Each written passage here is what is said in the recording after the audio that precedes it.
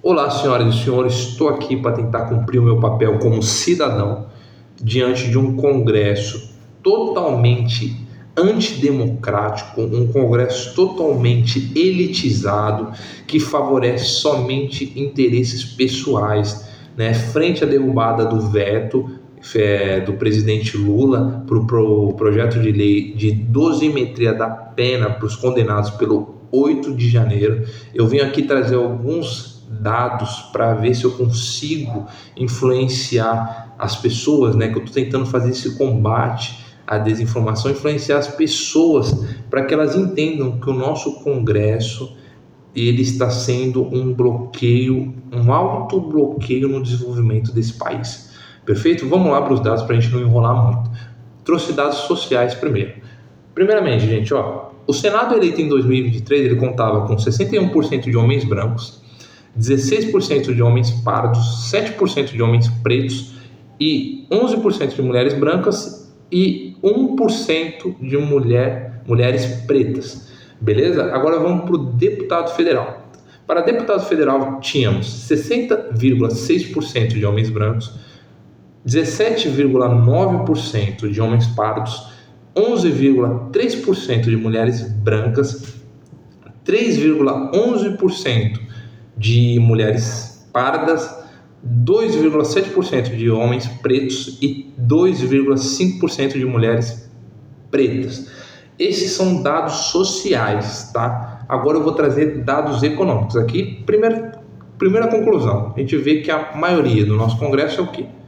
Homens brancos, minoria, homens pretos e pardos, mulheres e mulheres pretas e pardas.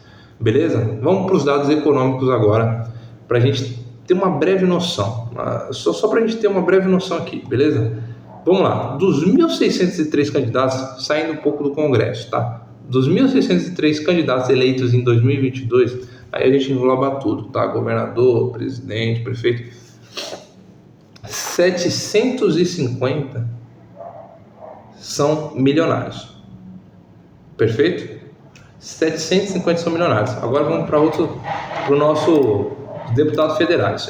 Eu não trouxe o Senado, porque senão ia ficar muita coisa. Eu trouxe só dos deputados. 21,6% tem patrimônio declarado entre 1 e 2 milhões. 18,9% tem patrimônio declarado em 2 e 5 milhões. 5,1% tem acima de 10 milhões e 4,7% tem entre 5 e 10 milhões. Faz o cálculo aí que você vai ver que mais de 50% é milionário. Mais de 50% é milionário. E nos estudos, tá? Se eu não me engano, no estudo do INESP, já comprovaram que pessoas, né, indivíduos ricos, indivíduos milionários, classe alta, tem maior chance de adentrar cargos políticos no Congresso Nacional. O que isso quer dizer, gente? Pessoas que têm uma renda abaixo são prejudicadas. É como se não tivesse uma meritocracia, porque não tem um fundo eleitoral tão grande e não consegue ter uma competitividade ao nível de quem tem patrimônio. Eu vou trazer os dados para explicar para vocês aqui, presta atenção. Cadê? Aqui, Se liga, gente. Agora é para a gente entender um pouco por que o nosso Congresso ele é formado dessa forma. No processo eleitoral que elegeu Dilma Rousseff, 46,7% da população afirmou que não participaria do pleito caso o voto não fosse obrigatório. Isso é época Dilma. Agora, no pleito do Bolsonaro, 57,7% afirmou que não participaria do pleito caso o voto não fosse obrigatório. Vamos para outros dados agora. 52,4% da população em 2018 acredita que as eleições são objeto de fraude. Então, as pessoas acreditam que não existe eleição, é uma grande fraude, tá? Isso foi agravado ainda mais por insinuações do ex-presidente Jair Bolsonaro de deslegitimando o processo eleitoral. Já fiz vídeo disso, beleza? Mais um dado. Os meios de informação sobre política mais utilizados. Isso aqui é fantástico. Noticiário de TV, 41,4%. Redes sociais, 18,8%. Jornais e revistas, 8,9%. Conversa com amigos e familiares, 6,4%. Buscas no Google, 4,6%. Blogs da internet, 4%. O que isso quer dizer, gente? Você percebe que as fontes que as pessoas buscam são fontes que, se você não tiver uma consciência crítica, apurada, você é levado pela tendência, você é levado pela desinformação. Principalmente, gente, porque os estudos mostram que as pessoas estão cada vez mais sendo levadas por informações advindas da internet. E até a TV, estudos também demonstram isso, até mesmo a TV, jornais, estão sendo levados, né, por posições políticas, né, não estão sendo imparciais, beleza? Agora a gente vai ver no que isso acarreta. O que eu acabei? Eu trouxe dados sociais, dados econômicos, e no que isso acarreta, gente? Vou repetir, a história se repete. Se liga, lembra lá, gente, quando estava tendo o projeto de lei para isentar de imposto quem ganha até 5 mil, né, e estava tendo uma forte resistência do Congresso? Por quê? Porque afetava os super ricos. Afetava os super ricos, gente. Eles não queriam. Então não estavam querendo pautar o projeto de lei. Aí, enquanto não estavam querendo pautar, o que eles fizeram? Já que a gente não está querendo pautar, aí colocaram, né, a PEC da blindagem, a Câmara dos Deputados aprovou a PEC da blindagem e também colocaram em regime de urgência.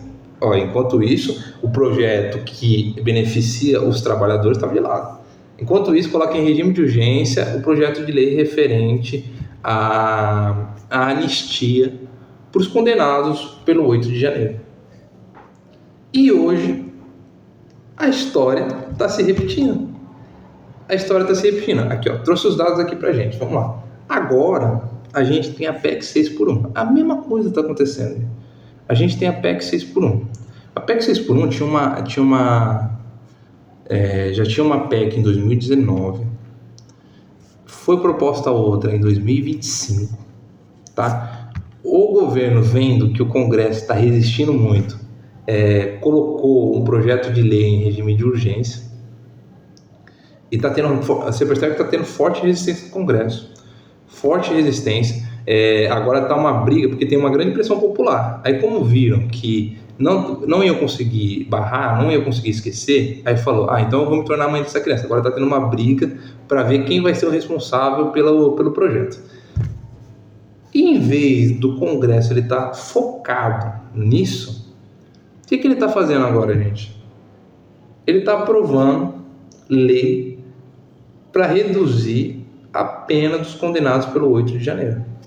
Agora tu me pergunta se um congresso desse representa o povo. Me fala, se um congresso desse está lutando pelos trabalhadores. Assim como foi essa situação do Jorge Messias, que não foi admitido para o STF. O Congresso, gente, ele não analisou se o cara era qualificado para ser ministro. Ele analisou interesses pessoais, políticos. Interesses políticos. Gente, isso aqui é incabível, né? As pessoas, o Congresso está ultrapassando as leis, né? Ele não está cumprindo o seu dever. O dever dele era ver se o Jorge Messias era qualificado para adentrar o STF. Esse é o dever dele. Se era um indivíduo de notável saber jurídico para adentrar o STF. Tem ideias do Jorge Messias que eu também sou contra. Mas nem por isso quer dizer que ele é um péssimo profissional. Ele é contra o aborto, eu sou a favor. E nem por isso o cara é um péssimo profissional. Tá? Então eu trouxe alguns dados para vocês verem como o nosso Congresso ele é elitizado. Ele luta pela classe alta. Ele não luta pelos trabalhadores, ele luta por interesses políticos, interesses particulares. Tá, gente? Lembrando, gente, que esses atos O golpe de Estado do 8 de janeiro, ele não foi uma coisa simples, tá? O Estado de Direito, gente, é o que permite você ter liberdade, é o que permite você ter justiça, beleza? Se você perde, se o golpe tivesse dado certo, a gente não teria mais nada disso. Liberdade e justiça, esquece. Entendeu? A gente estaria em um momento de grande instabilidade, grande crise financeira, porque é isso que um golpe de Estado faz. Então não é uma coisa simples, não é uma coisa que tem que... não, ele tem que ficar ali. Não é simples assim. Tá? Mesmo as pessoas que infelizmente foram conduzidas, né, pela desinformação e participaram do ato, essas pessoas elas têm que ser responsabilizadas também, infelizmente. Porque senão a gente estaria banalizando o golpe de Estado. É um crime contra o Estado Democrático de Direito. Não é uma pessoa que vai ali e furta um chocolate na Americanas. Porque as pessoas analisam do ponto que o cara foi lá e quebrou um quadro. O cara foi lá e pichou uma parede. Não é um crime de pichação, não é um crime de dano. É um crime contra o Estado Democrático de Direito. É tudo que a gente conhece hoje, tudo o sistema de representação, soberania popular, né? A gente ter a possibilidade de eleger os nossos governantes, tá? E os governantes serem obrigados a atender os nossos interesses, a atender os interesses que o Congresso faz através da lei, sendo que o Congresso representa o povo. Então, o Congresso faz leis para beneficiar o povo, mas não é isso que está acontecendo. Você tem que rir para não chorar. É o 6x1, né, sofrendo uma enorme resistência, sendo uma guerra política, enquanto isso sendo aprovado projeto de lei para baixar a pena de condenado. Tá? Então, reflita. Pare para pensar na hora de você votar nessas eleições de 2026. Vote em pessoas, em candidatos, melhor dizendo, em candidatos que representem o povo, que lutem pelo povo, gente, pelo trabalhador. A gente é a enorme maioria. Não eleja candidatos como o líder do PL, que está lutando contra o projeto PEC 6x1. Ele está lá no Congresso lutando contra o projeto 6x1.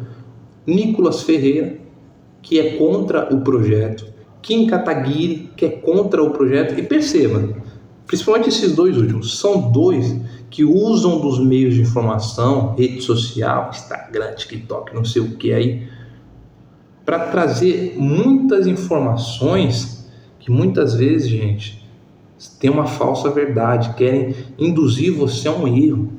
Por quê? Porque, como eu citei aqui, as pessoas elas não têm consciência crítica. As pessoas estão sendo levadas por meio de informações que, se você não tem um nível de estudo ali, uma consciência, uma educação política para refletir sobre aquilo e pesquisar sobre aquilo, você vai ser levado pela tendência, beleza?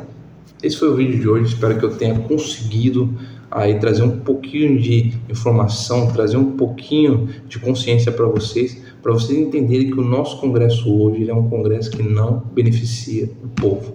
Perfeito? Valeu, gente, obrigado e até a próxima.